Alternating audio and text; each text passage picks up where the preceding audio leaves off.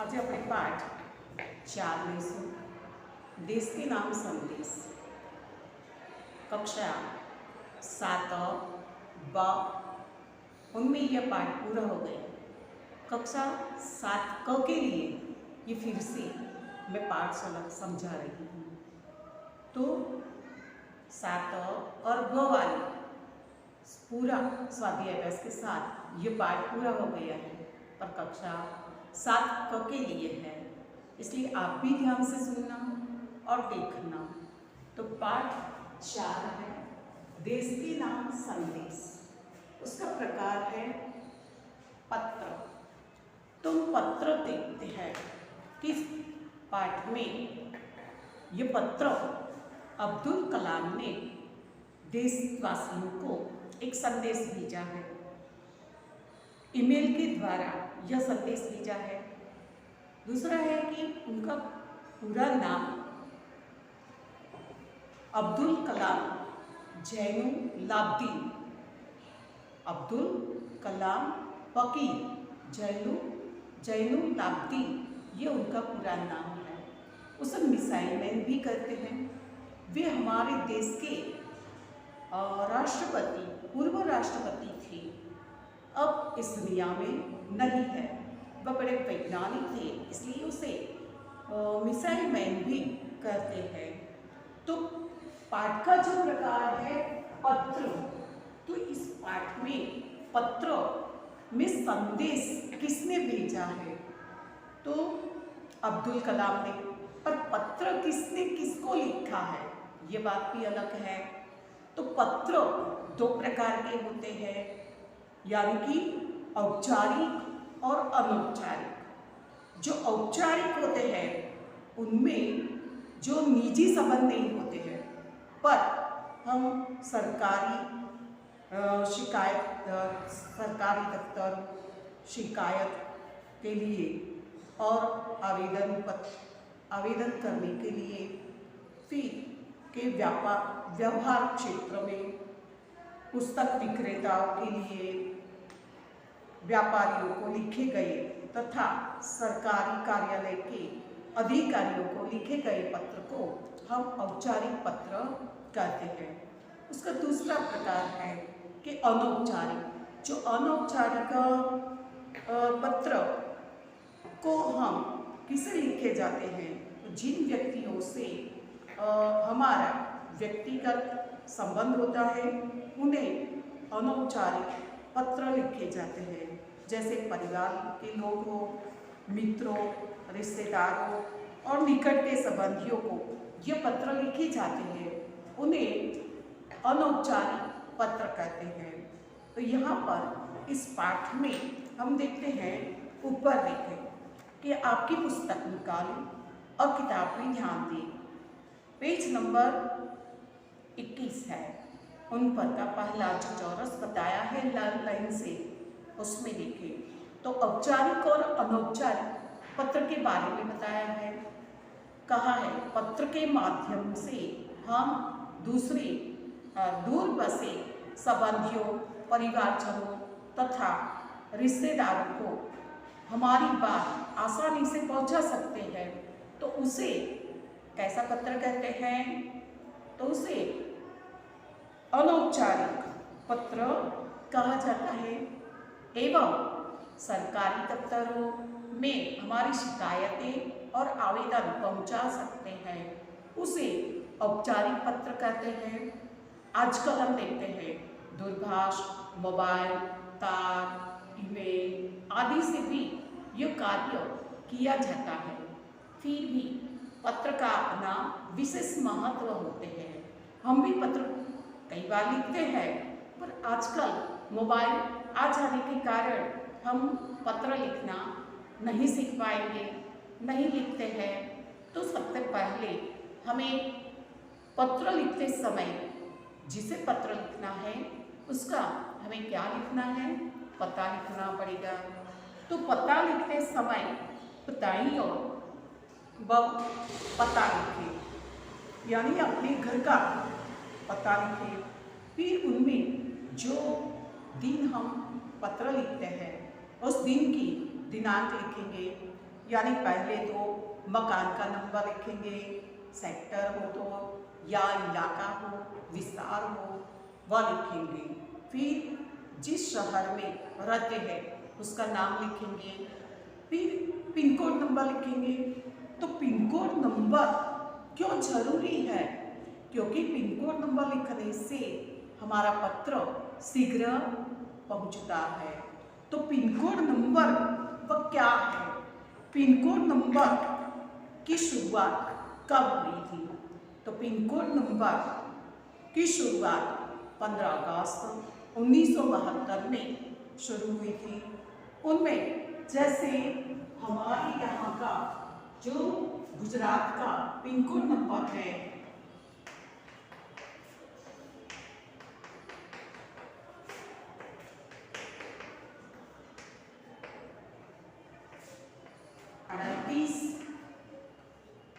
380024, जैसे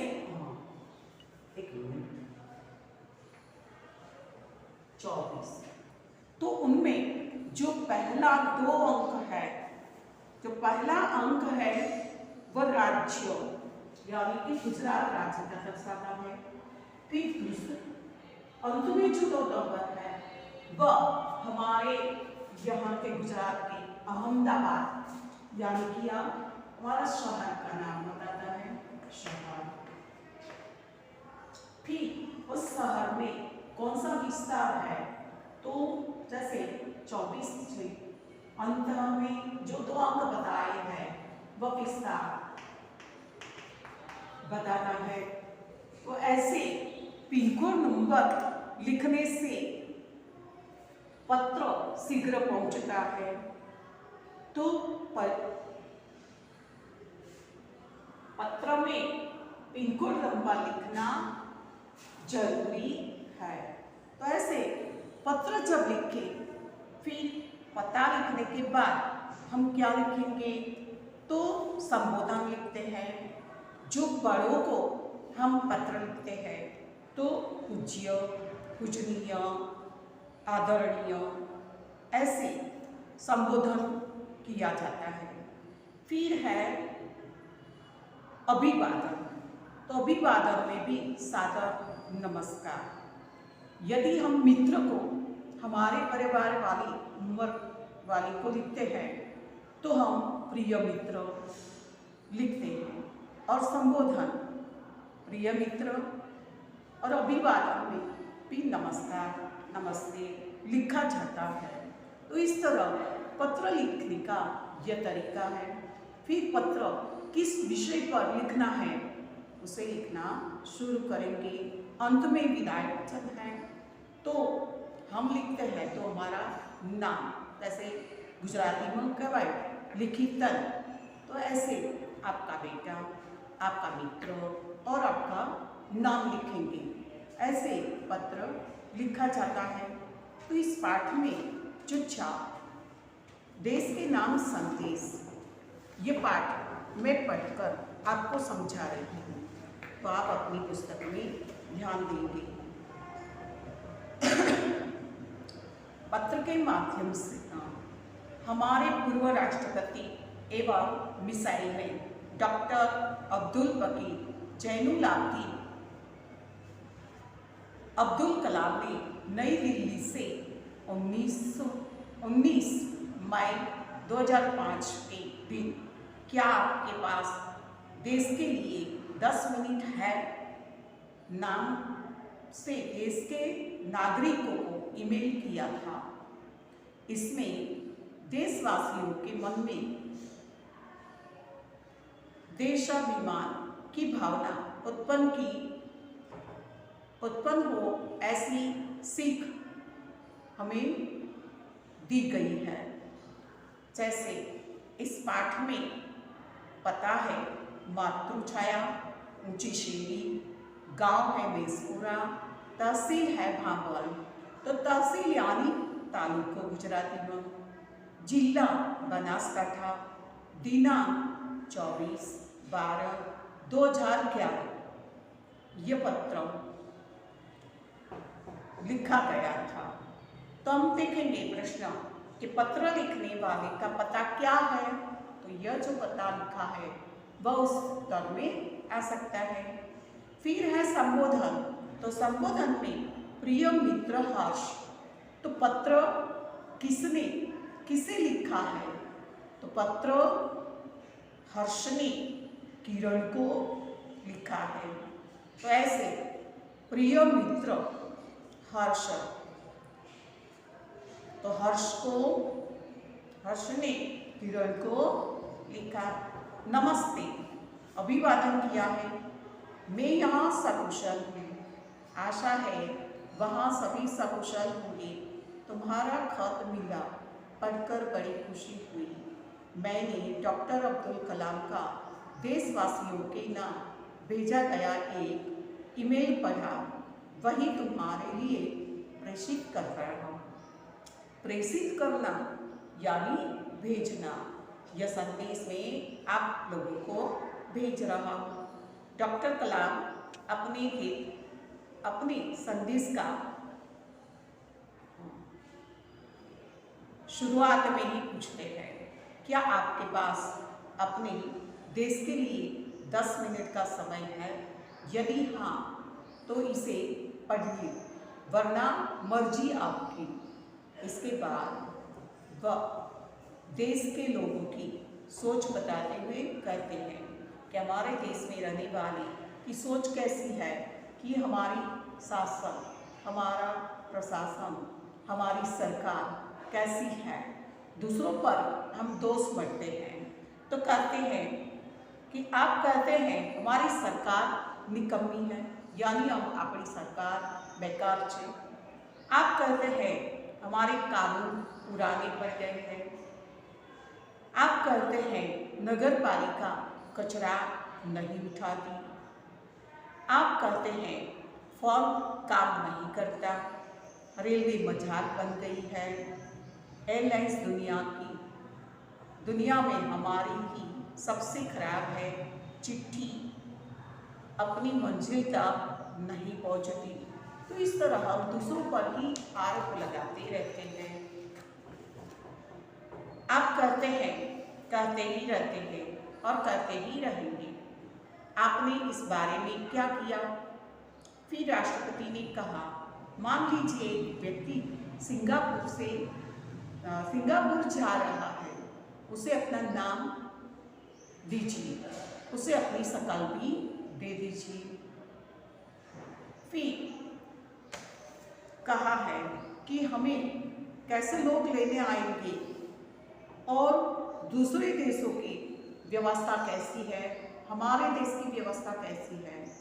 यह इस पाठ में बताया है अब्दुल कलाम ने कि दूसरों देशों में हम एक प्रशंसनीय नागरिक बनना चाहते हैं, इसलिए और उसके कायदे कानून से डरते हैं, इसलिए वहाँ पर कुछ नहीं कर सकते, कचरा भी नहीं डालते और थूकते भी नहीं हैं, स्वच्छता पर ध्यान देते हैं। तो यहाँ पर कौन कौन से ऐसे देश हैं कि अब्दुल कलाम ने बताया है कि आप वहाँ यह कुछ भी नहीं कर सकते। ऐसे यहाँ पर आप देखते हैं कि दुनिया का सबसे श्रेष्ठ हवाई अड्डा कहाँ का है? तो सिंगापुर का है।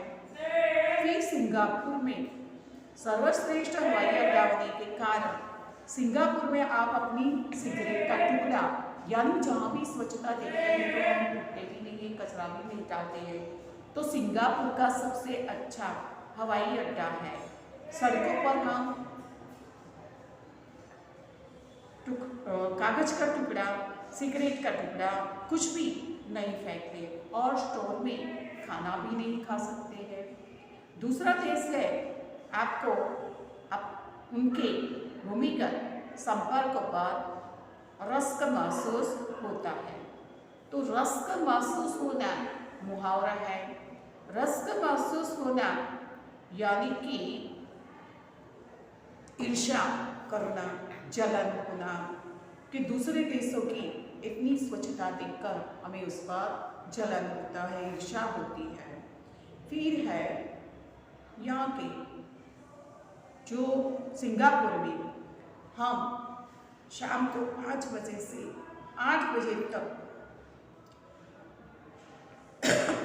याचर रोड पर कार चलाने का टोल टैक्स तकरीबन 60 रुपये भुगतान करते हैं।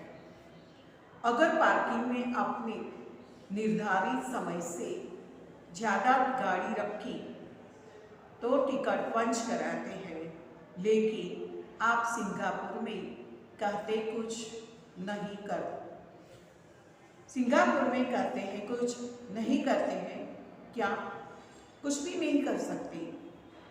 फिर है दुबई की बात बताई है, तो दुबई में आप रमजान के दिनों में सार्वजनिक रूप से कुछ भी खाने का साहस नहीं करते, और जिहाद में तो बाहर सब निकलते हैं तो सिर ढककर हमें बाहर निकलना पड़ता है।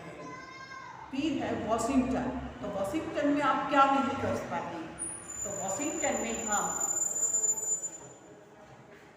आप 55 मील प्रति घंटे से ऊपर गाड़ी चलाने की हिमाकत नहीं कर पाते। हिमाकत करना यानी बेवकूफ़ी नहीं कर पाते, मूर्खता नहीं कर पाते, पलटकर सिपाही से यह भी नहीं करते कि जानता है मैं कौन हूँ, मैं फला हूँ और फला मेरा बाप है। वहाँ पर कोई भी रिश्तेदारी हम दिखा सकते नहीं है। फिर है ऑस्ट्रेलिया, तो ऑस्ट्रेलिया और न्यूजीलैंड में हम क्या नहीं कर पाते, तो ऑस्ट्रेलिया और न्यूजीलैंड में समुद्र तट पर हम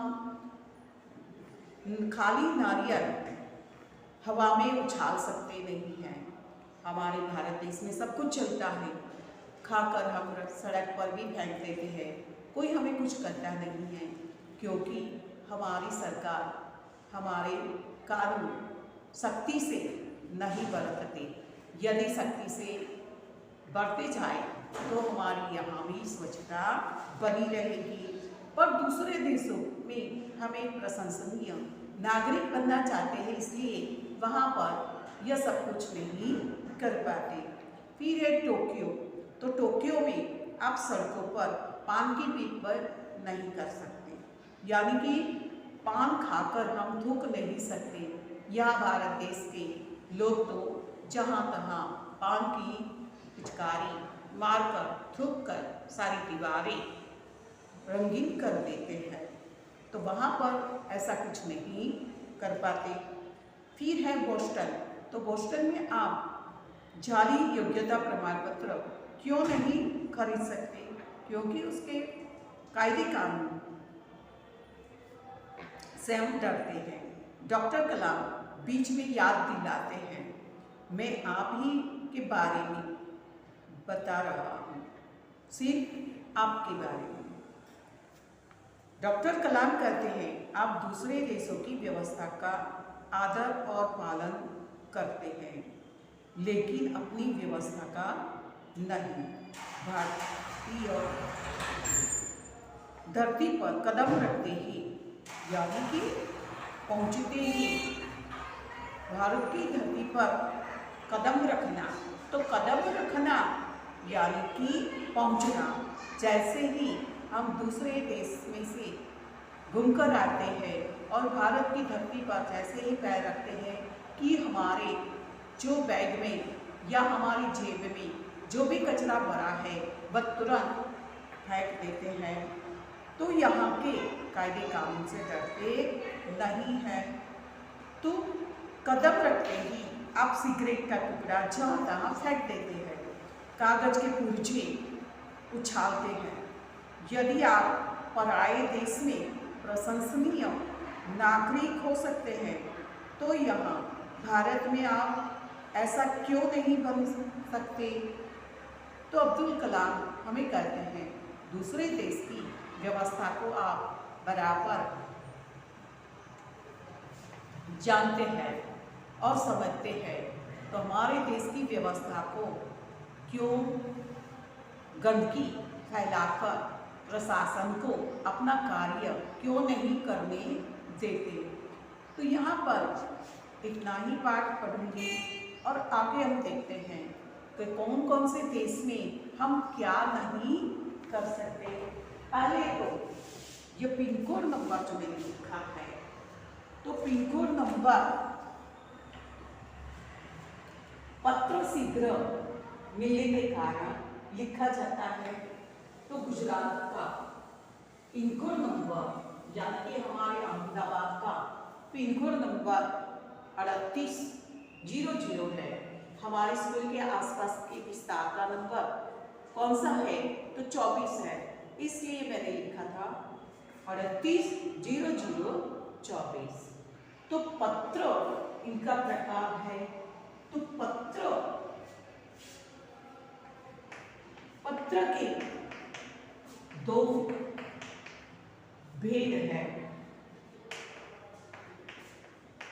भेद यानी प्रकार। कौन से दो भेद हैं, तो औपचारिक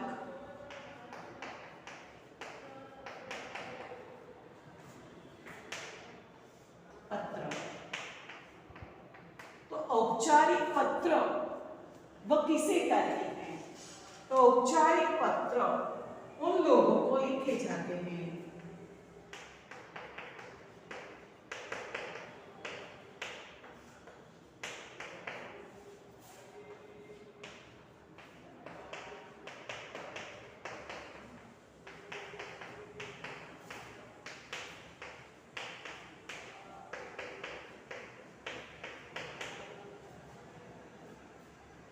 जिनसे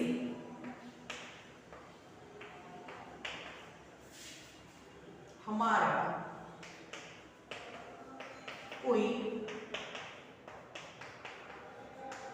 निजी संबंध नहीं होता।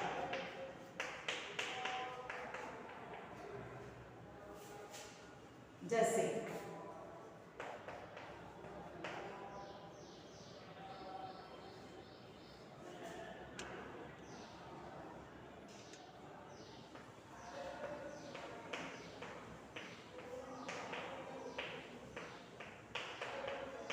पुस्तक विक्रेता,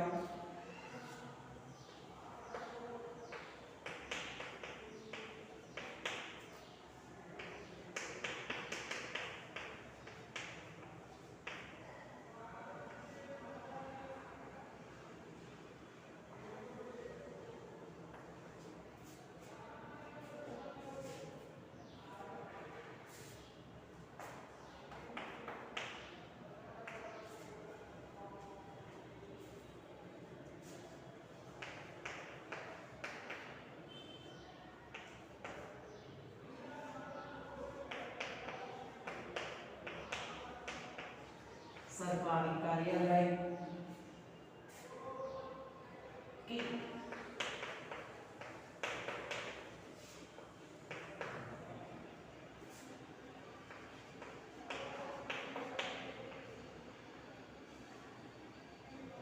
अधिकारियों को लिखी गई पत्र आते हैं। तो औपचारिक पत्रों में कौन कौन से पत्र आते हैं, तो जैसे पुस्तक विक्रेता, व्यापारियों को लिखे गए पत्र, सरकारी कार्यालय के अधिकारियों को लिखे गए पत्र आते हैं औपचारिक पत्र में। और दूसरा है कि इनमें हमारा इनके साथ कोई निजी संबंध होता नहीं है। तो दूसरा प्रकार है औपचारिक अनौपचारिक पत्र।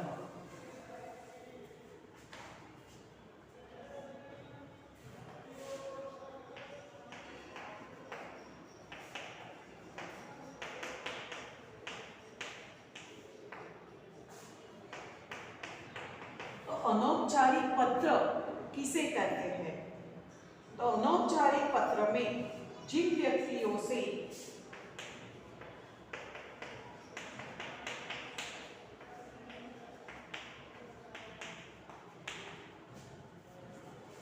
हमारा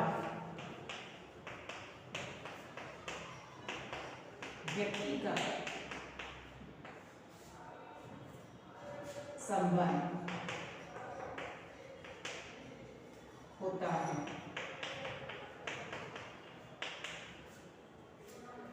उन्हें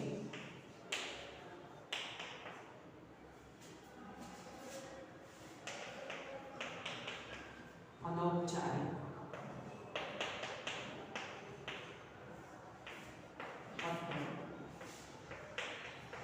करते हैं।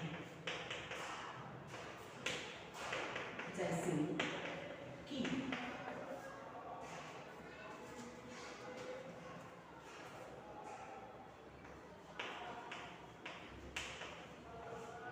परिवार के लोग,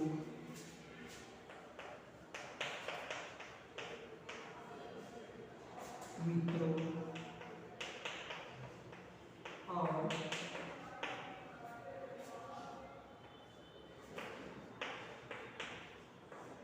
मित्र की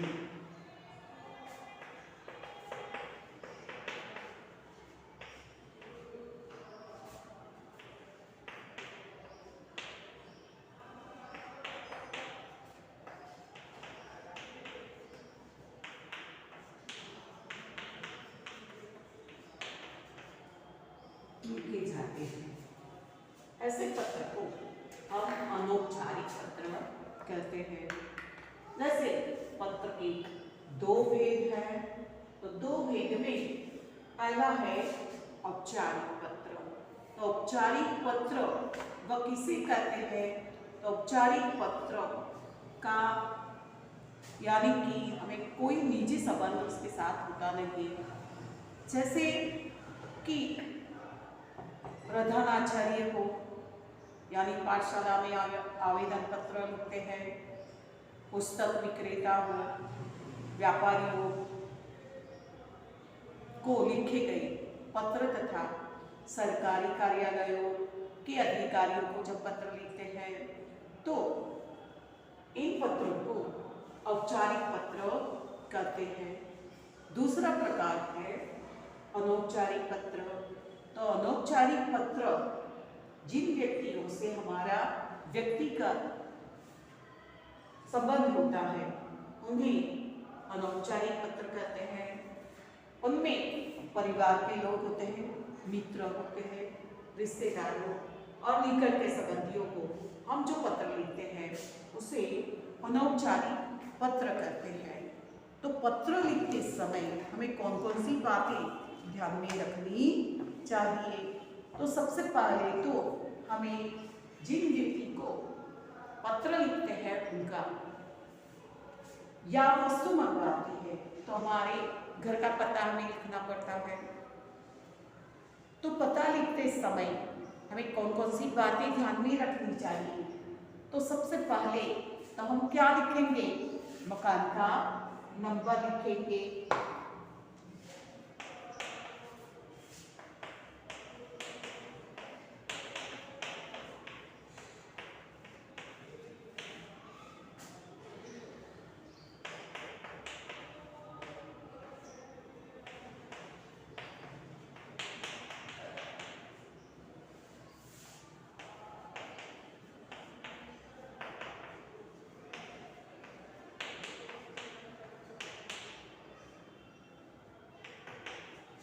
तो सबसे पहले हमें पता लिखना है।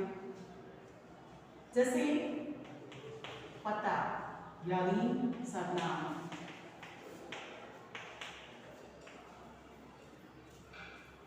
ગુજરાતીમાં સરનામું કહેવામાં આવે છે। તો શરૂઆત આપણે આ બાજુથી પતા લખવાનો છે, ગુજરાતી પેલી બાજુ લખાય છે, એ પણ ધ્યાન રાખજો। તો સૌથી પહેલા પત્ર લખતી વખતે આપણે આપણા ઘરનો નંબર લખવો પડે। તો ઘરનો નંબર એ મેં તમને શીખવી દીધું છે કેવી રીતે આપણે એડ્રેસ બનાવવાનું અથવા પતા સરનામું લખવું। તો સૌથી પહેલા આપણે કોઈ પણ એ નંબર લખવાનો જેવી રીતે તો અહીંયા મકાન નંબર સૌથી પહેલા 100 से મકાનનો નંબર જે તમારો મકાન નંબર હોય જેવી રીતે 1 હોય કે 6 હોય પછી તમારી સોસાયટીનું નામ તમે લખશો, ફ્લેટનું નામ હોય તો ફ્લેટનું નામ લખશો, ત્યાર પછી આ કયા વિસ્તારમાં એ આવેલું છે તો તમારે આ એરિયામાં આવો છો તો તમારો વિસ્તાર શું છે બાપુનગર એટલે બાપુનગર લખીશું। ત્યાર પછી એ બાપુનગર કયા શહેરમાં છે તો અમદાવાદ।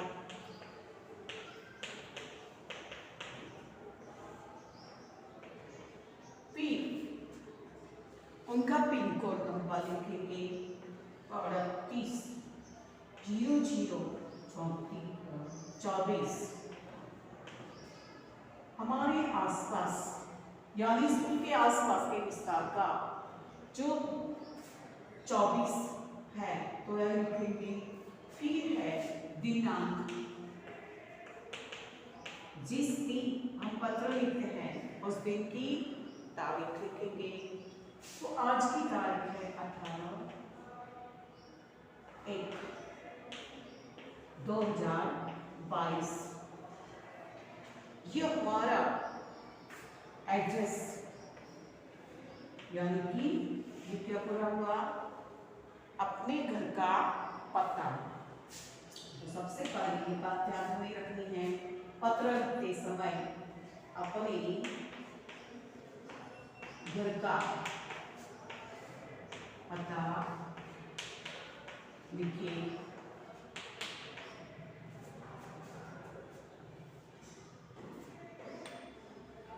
फिर है बड़ों को पत्र लिखते हैं या हमारे बराबर के लोगों को पत्र लिखते हैं, मित्र को पत्र लिखते हैं।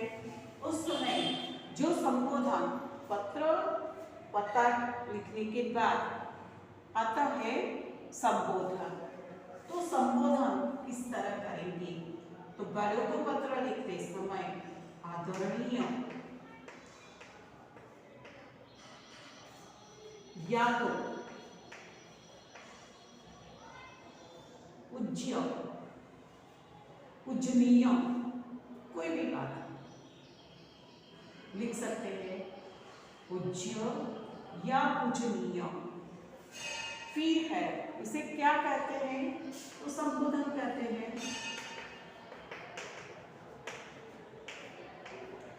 संबोधन लिखेंगे।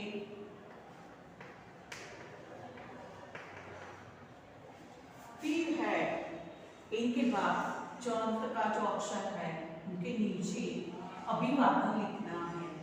जैसे बड़ों को लिखते हैं, छोटों को लिखते हैं नमस्कार।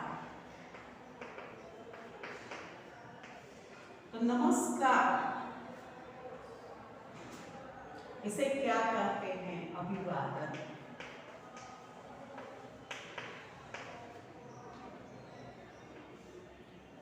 अभिवादन। फिर पत्र किस विषय पर है उनके बारे में लिखने की शुरुआत करेंगे। पर यदि हमारे परिवारजनों को ये पत्र लिखते हैं तो पहला पैराग्राफ हम इस तरह लिखेंगे कि आपका पत्र मिला या आपका पत्र मिला, कल मिला, आज मिला, पत्र पढ़कर बड़ी खुशी हुई, मैं यहाँ सकुशल हूँ, आप सभी सकुशल होंगे। पत्र में जो विषय हो उन विषय के बारे में लिखना है। यदि आपका जन्मदिन है तो मेरा अगले वीक में या सप्ताह में जन्मदिन आने वाला है, तुम जरूर आना। इस तरह हम पत्र लिख सकते हैं। विषय वस्तु पत्र की क्या है उस पैराग्राफ के बाद लिखा जाता है। फिर अंत में विदाई वचन यानी आपका बेटा, आपकी बेटी, आपका चाचा या जो भी लिखित कौन लिख रहे हैं उनका यह विदाई वचन में अंत में आपका नाम लिखना पड़ेगा। तो यहाँ पर इस पाठ में पत्र किरण ने हर्ष को लिखा। प्रश्न पहला है, ये पत्र किसने किसको लिखा है? तो लिखितन किसका है? तुम्हारा मित्र क्या नाम लिखा है? किरण। तो पत्र किसने लिखा? किरण ने। किसको लिखा? हर्ष को। तो किरण ने हर्ष को पत्र लिखा। इस पत्र का पता क्या है?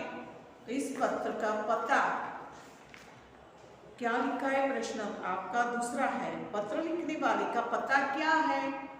तो जो एड्रेस लिखा है उनका जवाब आप सीधा नहीं बनाएंगे, और यानी कि मातृछाया, ऊंचे शेरी, गांव मैसपुरा, तहसील भाभर, जिला बनासकाठा, दिनांक 24 ना लिखे तो चलेगा।